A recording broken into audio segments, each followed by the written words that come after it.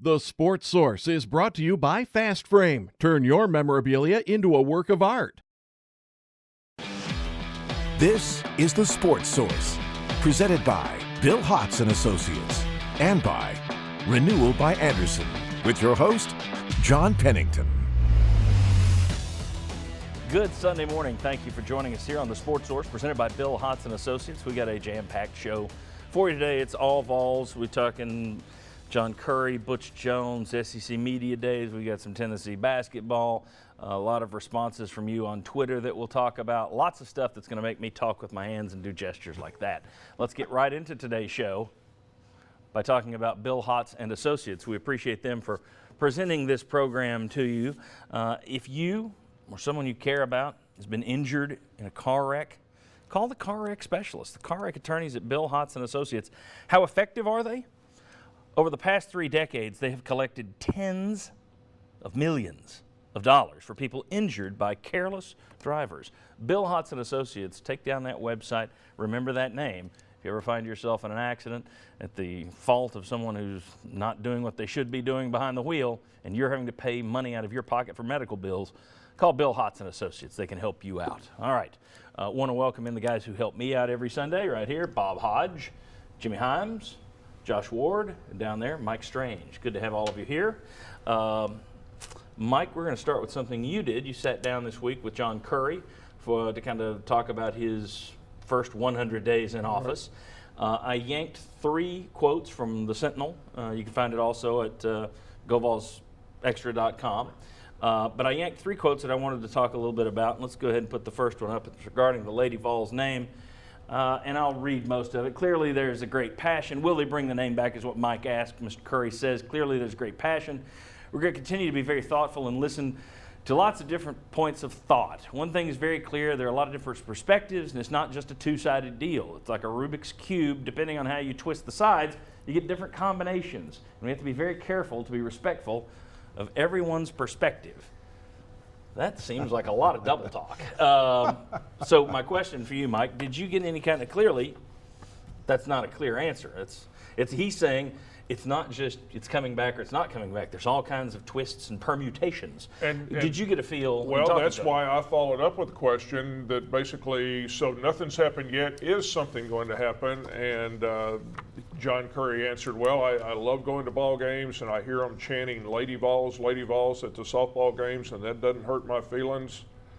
And that's pretty much where he left it. He did not want to answer, is there going to be a change or when is there going to be a change? And you didn't pick up anything from sitting across from him that would give you a hint? No, what I picked up is with that and some other questions I asked him, one about Butch Jones and a contract, was that John's very smart, very skillful in a debate with the media, and if he doesn't want to answer a question specifically, he's not going to do it. All right. Jimmy, you asked him about it at Destin? Yes. Okay. What did he tell you down there?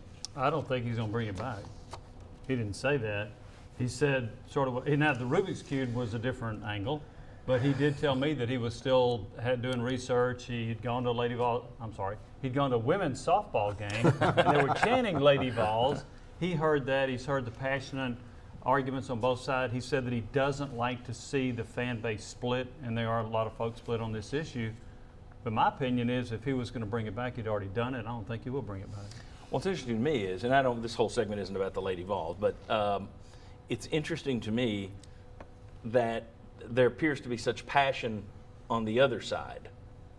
I think UT needs to do a good job of explaining what that passion is, because I think the rest of us can see, when people are saying we want the name back, okay, I get your argument. You want the name back. Who is it that doesn't want it back and why? And don't just say, well, it's Nike branding, because Nike came out and said it wasn't us. Right. So I think they would do themselves a favor by explaining the other sides to the Rubik's Cube. If you're listening to other perspectives, who has that other perspective and what is it? Would be my thought. All right, the next thing that I thought was interesting is he's talking about not who we are, if we could put that graphic up. There we go, and I just read the underlined portion here. Mike Strange was asking him about what he talked with the coaches about in terms of the mission and expectations. Currie said, we want to win. This is a place that's taken great pride in being among the leaders in intercollegiate athletics in different points in our history. By the numbers right now, we're not. To be 12th, 13th, or 14th in the SEC and the Directors' Cup is not who we are. He said he met with coaches and he showed the positives of the APR, and then he showed the records and he said they all agreed this is not who we are.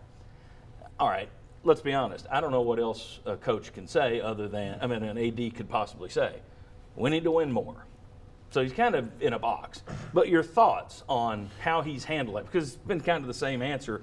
This isn't what we're about. It's pretty much the same stuff Dave Hart said, pretty much the same stuff Mike Hamilton said. I think all ADs would say it.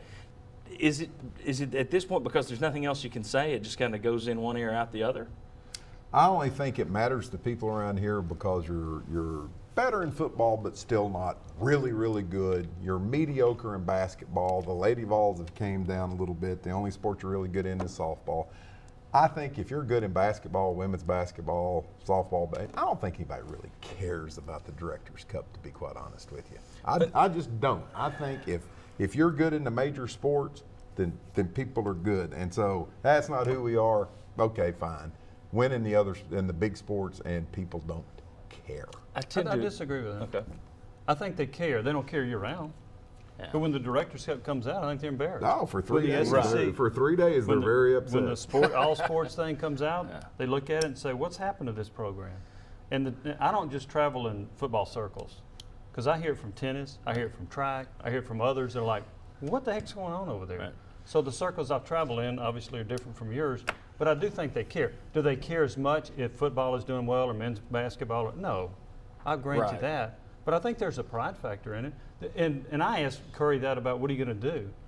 I think trying to support them and show that you care, investing in them. One of the things that I've already heard that's different is John Curry sat down and met with all the head coaches for multiple hours. Dave Hart never did that. He didn't show enough interest in the other sports. He didn't show that he cared. Josh, your thoughts? Well, I do think football, men's and women's basketball, that's going to trump all. And if those sports, especially football, if that's healthy, that will make everybody feel better if others are down. But I'd also say it's easier, probably in John Curry's position, if overall everything's down. It's probably easier to answer that question than if you're 6th or 7th. If everything's down, it's an obvious answer. That's not good enough. If you're 12th, 13th, 14th, of course you say that's not who we are, because you better not be moving forward. That's a good point. That's a good point. Okay. Next one, and this answer is really about more of what he says on a regular basis. I've heard this a lot, this angle. Mike asked him about facilities, and he says Neyland Stadium is a massive priority. Filter on down to the end there, and he says, down on that south end, we have good Tennessee fans that work awfully hard to be here with us on Saturdays, and we're not providing them the basic level of experience that we should. All right, look, if you're going to beat the drum as an athletic director, you can't pick a much better drum than our hardworking fans deserve better. He says that an awful lot. I think that, is it a political answer? Is it a PR kind of answer? Sure, but that's what his job is in a lot of ways. But here's the thing. It's the right thing to be repeating. It's the right PR to be spinning, I think. Your thoughts on him, because that's not the first time he's mentioned hardworking fans deserving better. That's clearly one of his talking points. Well, I asked him, he's talked about transparency a lot. And I asked him, why is that important? And he said, because of trust in the fans, and kind of that same thing about, he wants the fans to know that they appreciate how hard some people have to work and cut corners and come up with that money to buy the tickets and come to the games. And I think you're right. If you're going to hit on something, I think that's a good point to hit on with people, to show them that you appreciate. I think there's been a lot of fans, probably still are, that feel like they are not appreciated and not heard. I think it kind of goes hand in hand with that last question as well, because when you're looking at the all sports list, and I agree with Bob, I think if football is winning big, much less griping about all the other sports finishing 12th, 13th to 14th, if football is winning. But the problem is, if you've got people donating big dollars, and the results are 12th, 13th, and 14th, those people sure aren't going to like that. Where's my money going? So it probably helps to send that message too when you're going, our hardworking people, they deserve better. So I think that's not just for the Joe average ticket buyer. That's probably also a little message to those folks that are giving that, look, you guys are working awfully hard. You're doing good things for us. We got to deliver on it. So I think that's probably a smart move on his part. let me go ahead and put one more thing up here. August 16th. No, it's August 6th. I typed that wrong. It is August 6th, not August 16th.